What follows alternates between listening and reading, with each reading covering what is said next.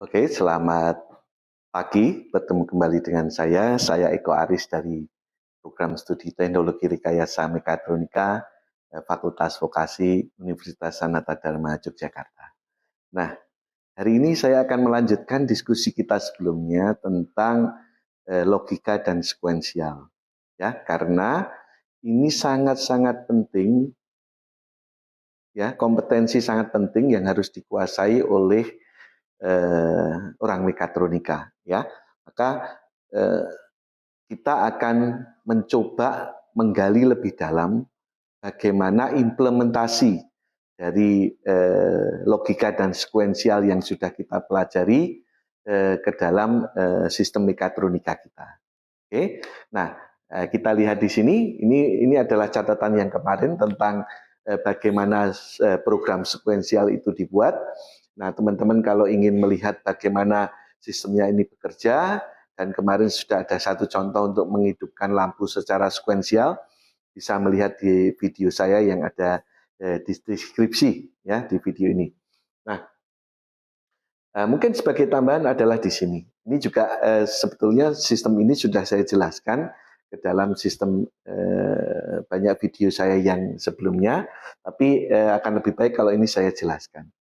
Kalau kita bicara sistem mekatronika, ya ini kita bisa gambarkan dalam blok sistem pengendalian proses-proses yang ada di industri, ya. Di mana di sini ada blok input, blok kontrol kita menggunakan PLC, blok output dan juga sistem mekanik kita. Jadi semua sistem mekatronika pasti terdiri dari sistem yang ada di sini. Ini adalah dasarnya, ya. Nah, maka bagaimana kita nanti menerapkan sistem logika dan sekuensial yang kita sudah pelajari ini ke dalam kasus nyata di dalam sistem mekatronik kita. Nah, kita lihat dulu, oke? Jadi kalau di dalam sistem mekatronik, input di sini ini adalah berupa tombol dan sensor. Kemudian untuk kontrol kita menggunakan PLC, ya. Kita bisa juga menggunakan relay dan kontrol yang lain, tapi kita fokus PLC, di mana untuk memprogram PLC kita harus tahu tentang logika dan sekuensial. Nah, nanti programnya dasar itu digambarkan dalam bentuk diagram ladder. Ya, ini program basic yang ada di semua jenis PLC. Jadi kita kenapa fokus di sini? Karena nanti ini akan sangat penting dan bisa diterapkan di semua jenis PLC. Maka penguasaan ini menjadi sangat penting. Nah, untuk lebih menguasai, karena kita di dalam pendidikan vokasi, tentunya kita harus banyak berlatih, gitu ya. Kita banyak menghadapi kasus-kasus. Nah, nanti video-video saya selanjutnya di sini kita akan banyak kasus, gitu ya, akan banyak kasus sehingga nanti kita semakin matang, semakin menguasai bagaimana pemrograman PLC dengan menggunakan logika dan sekuensial ini. Ya, jadi banyaklah berlatih, belajar terus di sini. Semoga video-video saya selanjutnya ini akan semakin mematangkan semua teman-teman penguasaan dalam program PLC. Ya, nah kemudian di output, ya sebetulnya ini output bisa kita pisah, ada outputnya, ada drivernya. Itu kita bagi tiga yang utama adalah motor listrik, elektroneumatik dan elektrohidrolik. Maka nanti di dalam latihan kita akan mengimplementasikan itu ke motor listrik, ke elektroneumatik dan ke elektrohidrolik. Ya, di motor listrik kita ada motor DC dan drivernya, motor AC dan drivernya, biasanya menggunakan inverter, itu ya, stepper motor dan drivernya, kemudian servo motor dan drivernya. Jadi bagaimana nanti implementasi kompetensi kita tentang pemrograman PLC logika sekuensial ini kita terapkan di dalam semua jenis output yang ada di sini. Ya, video-video saya mungkin sudah banyak membahas, tetapi kali ini kita akan membahas itu secara urut, ya, karena ada beberapa masukan dari yang ada di channel saya supaya kita membuat satu sistem pembelajaran yang urut sehingga akan mempermudah diskusi kita, mempermudah mereka untuk belajar, ya. Jadi selanjutnya nanti kita akan banyak fokus bagaimana mengimplementasikan pemrograman sekuensial ini ke kasus-kasus nyata, mulai dari di sistem pneumatik, sistem motor listrik, bisa motor DC, motor AC 3 pas, inverter, motor stepper, motor servo, dan juga elektrohidrolik, ya. Terus kemudian nanti di dalam sistem mekanik, aktuator ini akan motor listrik misalnya menggerakkan konveyor, menggerakkan meja putar. Silinder pneumatik mungkin menggerakkan feeder gitu ya, mensuplai benda. Terus kemudian motor mungkin menggerakkan manipulator, menggerakkan end effector dan lain-lain ya. Jadi ini itu bisa memberikan gambaran bahwa kompetensi tentang pemrograman logika sekuensial ini akan sangat mudah nanti teman-teman untuk menerapkan itu di dalam sistem mekatronik kita ya. Oke. Nah, sekarang kita akan kasus. Nah, di sini sengaja saya tidak membuat program dan diagram sekuensial karena kita akan bersama-sama nantinya untuk membuat program PLC-nya dan juga membuat diagram sekuensialnya ya berdasarkan kasus kita. Nah, kita lihat kasusnya nih. Ini studi kasus tentang elektroneumatik. Ini adalah sistem stamping ya. Jadi ini adalah sistem stamping. Oke, sistem stamping. Ya, kita mempunyai 3 buah silinder nanti yang berfungsi untuk proses stamping kita. Jadi kalau tombol 1 ditekan, ya, silinder 1 ini akan mendorong benda, ya. Ya, jika nanti mendorong benda sekaligus mencekam. Terus kemudian setelah itu silinder 2 akan melakukan proses stamping. Terus kemudian setelah selesai silinder 3 ini akan mendorong benda untuk menuju ke proses selanjutnya, ya. Misalnya menuju ke wadah dan sebagainya. Nah, proses ini akan berulang jika tombol ditekan. Jadi tombol ini tentunya adalah tombol 1 ya. Tombol 1 ditekan. Jadi prosesnya akan berulang. Dan jika ada benda, jadi nanti kalau tombolnya ditekan tapi tidak ada benda, maka proses tidak akan berjalan. Nah, di sini yang akan berjalan jika ada benda dan tombol ditekan. Nah, kita menggunakan logika AND di situ untuk inputan kita. Jika tombol 2 ditekan, maka semua silinder nanti akan mundur setelah menyelesaikan sekuensial terakhir.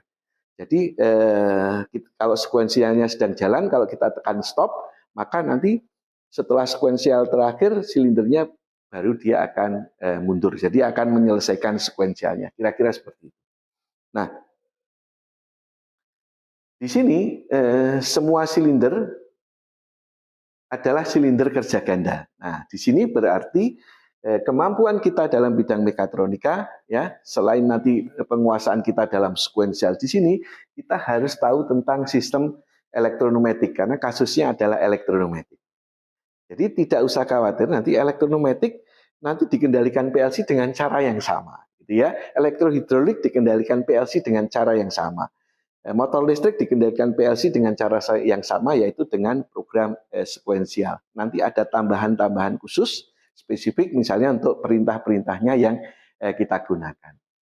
Nah, tapi ini sungguh menjadi hal yang penting untuk dikuasai teman-teman yaitu penguasaan tentang pemrograman PLC menggunakan sekuensial ya, sistem sekuensial. Sistem yang berurutan, sekuensial itu berurutan. Ya karena di industri nanti sistemnya selalu berurutan. Oke, jadi semua silinder adalah silinder kerja ganda, jadi kita harus tahu silinder kerja ganda itu seperti apa gitu ya. Dan diatur oleh katup 5/2 solenoid tunggal. Jadi 5/2 solenoid tunggal itu bagaimana? Nanti teman-teman harus belajar itu di dalam sistem pneumatik kita. Karena nanti semuanya akan digambarkan dalam bentuk simbol. Anda tahu simbol silinder kerja ganda, solenoid valve 5/2 dan sebagainya. Terus kemudian yang kedua, posisi minimal dan maksimal silinder dideteksi oleh sensor magnetik berturut-turut B1 sampai B6. Gitu ya. Nah, terus kemudian keberadaan benda dideteksi oleh sensor induktif B7. Ya. Jadi Anda lihat di sini ini kasusnya. Nah, Anda mungkin sudah coba-coba menyelesaikan kira-kira bagaimana, silakan gitu ya. Nah, saya selalu menyampaikan bahwa setiap kali kita mengerjakan kasus di sini kita harus membuat tahapan-tahapan, ya. Jadi dari sisi tahapan-tahapan ini akan mempermudah kita dalam menyelesaikan. Kita juga akan mudah bekerja dalam tim jika kita mempunyai catatan-catatan tahapan-tahapan itu yang rinci. Karena bisa jadi untuk mengerjakan ini tidak bisa satu shift selesai, tidak bisa mungkin 1 hari 2 hari lah. Itu yang mengerjakan orang berbeda-beda. Nah, kalau kita mempunyai catatan yang dipahami semua, maka akan mempermudah kita. Begitu ya. Nah, itu yang penting ya. Jadi Sekarang kita coba lihat dari sisi input output. Ya. Untuk PLC-nya, ya, ini inputnya kita sambungkan seperti ini. Ya, kita sepakati dari tombol 1, tombol 2, kemudian B1 sampai B7 kita masukkan alamat 00 sampai 08. Terus outputnya ini adalah solenoid-nya, ya, karena solenoid tunggal ini 1Y1, 1Y2, 1Y3, gitu ya. Nah, terus kemudian kita coba menggambarkan sketnya, gitu ya, untuk mempermudah bayangan kita semua, gitu ya. Nah, sketnya kira-kira ini ada tumpukan benda, terus ini ada silinder 1 mendorong sekaligus mencekam, kemudian di stem pakai silinder 2, kemudian kalau sudah ini silinder 2 mundur, silinder 1 mundur, maka silinder 3 akan mendorong ini menuju ke wadah. Berarti di sini nanti ada wadahnya. Nah, kira-kira seperti itu. Ini adalah wadahnya. Ya. Nah, ini tentunya akan mempermudah supaya persepsi orang itu sama, gitu ya. Kalau kita nanti tidak ada sketch gambar seperti ini, mungkin orang akan mempunyai persepsi yang berbeda. Jadi kalau nanti kita bekerja dalam tim, persepsinya sudah beda, nanti menyulitkan koordinasi. Jadi ini penting untuk dibuat. Termasuk nanti kalau kita membuat sistem elektroneumatiknya, ya, kita harus menggambar. Nanti sistemnya kira-kira seperti apa? Karena nanti kan harus diimplementasikan, dirangkai dan sebagainya. Maka ini silinder 1, ya, silinder 1. Ini silinder 1. Ini silinder 2. Ini silinder 3. Ya. Terus kemudian masing-masing 5/2 single solenoid, ya, 5/2 single solenoid, 5/2 single solenoid. Kita buat rangkaiannya sehingga kalau ini sudah jelas, nanti saat akan di-assembling atau dirakit oleh orang lain berdasarkan gambar ini mereka sudah bisa merakitnya. Nah, ini penguasaan berikutnya yaitu rangkaian elektroneumatik. Ini harus dikuasai, ya. Nah, kalau ini sudah, nanti kan kita juga perlu merangkai untuk PLC-nya, input output-nya. Maka kita perlu membuat rangkaian PLC-nya, ya. Kita buat rangkaian PLC-nya. Jadi kalau ini adalah power, ini adalah mungkin di sini saya buat kecil gitu ya. Terus kemudian ini adalah negatifnya, ini adalah negatifnya, ini adalah 24 VDC, ini adalah 24 VDC, ya, plus minus. Maka ini masuk PLC-nya. Nah, misalnya ini adalah PLC-nya. Ini PLC, misalnya CP1E, misalnya 40 DR, ya, misalnya gitu ya, DR D. Nah, seperti itu. Ya, kita juga harus tahu rangkaian untuk PLC-nya. Di sini ada common untuk inputnya. Ini channel 0. Ini ada common untuk outputnya. Ini adalah channel 100. Ya, Anda harus tahu bagaimana wiring PLC-nya. Jadi di samping tadi sekuensial, nanti Anda harus tahu wiringnya bagaimana, karena wiring ini juga menjadi kompetensi sangat penting, gitu ya. Karena wiringnya beda sama programnya, nanti penempatannya sistem tidak akan berfungsi. Nah, itu adalah keunggulan dari orang mekatronik, karena tidak hanya bicara program, tetapi juga sampai ke sistem mekanik. Jadi tentunya di sini akan kita fokus mekatronik dalam bidang apa, karena nanti aplikasinya akan luas. Tapi secara prinsip sebetulnya sama, ya. Nah, kita buat common-nya ini nanti dari 00, 01, 02, 03, 04, 05, 06, 07, 08. Ya, ini common-nya kita hubungkan negatif, jadi karena di sini adalah PNP, maka ini harus negatif. Terus kemudian ini adalah tombol. Ini adalah tombol 1, terus kemudian ini adalah tombol 2. Ini adalah sensor, ya. Maka ini adalah sensornya, kita butuh plus minus.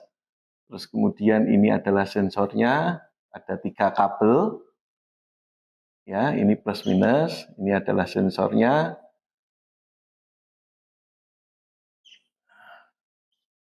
Terus kemudian ini lanjut ke sensornya. Jadi saya sengaja membuat ini bareng-bareng supaya nanti teman-teman bisa belajar bersama-sama, ya. Bagaimana kita membuat rangkaian input outputnya, ya. Ini adalah tombol 1, ini tombol 2, ini adalah B1, B2, B3, B4, B5, B6, B7, ya. Kita mempunyai itu, terus kemudian common-nya ini misalnya saya hubungkan ke positif, maka ini yang 00 ini adalah solenoid 1Y1. Maka ini kita gambarkan. Ini adalah 1Y1. Terus kemudian ada common lagi. Ini 01, common-nya positif, ini negatif, ya.